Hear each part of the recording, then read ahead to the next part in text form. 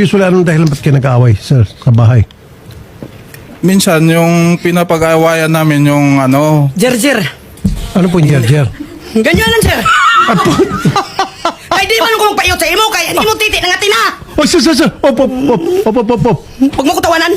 kasi siyempre, pagod tayo sa trabaho, sir. Hindi Wow. naman lahat ganyan eh. Pagod kay may babae na. Biyuda pa. Nangati, ani mo buto. Kagidiri. Alam naman ni pasipsip mo sa akin, ano ko gago? Sandali lang, okay.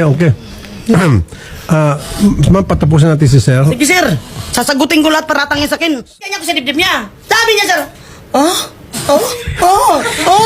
Huwag ka tumo. Sorok. Huy, nabuhok ko lang yun, sir. Naginip. Nanaginip, sir. Magaling daw yung babae na biyuda magsipsip. Tapos, hinawakan ko yung kanya kasabi niya. Tingnan mo. Oy. Ay, wag ka tawa-tawa. Kagaling, palakpakan. Gago. Sinong taong manakit na walang dahilan? Inapakan mo pagkita ko, tapos pag manligaw ka sa mga babae mo, sinisiraan mo ako. Kahit mother ko, magkasalita ngayon sa Magsalita cellphone. ang nanay mo ngayon. Anong alam ng nanay mo? Katabi mo ba? Alam na sa bahay nanay natin? alam. Akala ko Gawa sa'yo niya. gano'n, nakahiga ka sa dibdib niya. Tapos sinasakal pa ako. Tapos abang natutulog ako, hindi ko alam, binubuksan na yung ano ko, pinipicturan. Yung masilang bahagi. Bakit yung picturean? Hindi ko alam sa kanya. Baka nagtahanap ng ebidensya. Kasi may picture dito siya sinin sa akin eh. Ba't ma'am, bawal yun? Huwag picturean ma'am, yung... sir. Pinipicturan niya. Sabi niya, sir, tingnan Ma'am, magbuksan. Sabi mo, ha? Sabi mo, gawin mo. Tapos, sabi mo, picturean mo, sabi mo, lasing ka, ha? Tapos, pinicturean ko, sabi ko, akala ko ba pa, ang laki pa yan. Bakit ngayon hanggang balat na lang?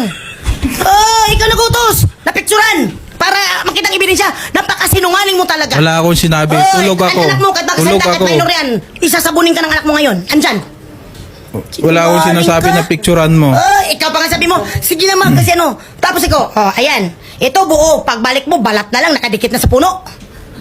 Kaya wala ka ng gana sa amin. Tapos inasal pa ako ng babae mo, ano sagot niya? Hindi ka kasi magkaroon magpaasim at mag-ipit-ipit. Sabi ko, sa'yo na lang ipitin mo. Anong ipit, ma'am?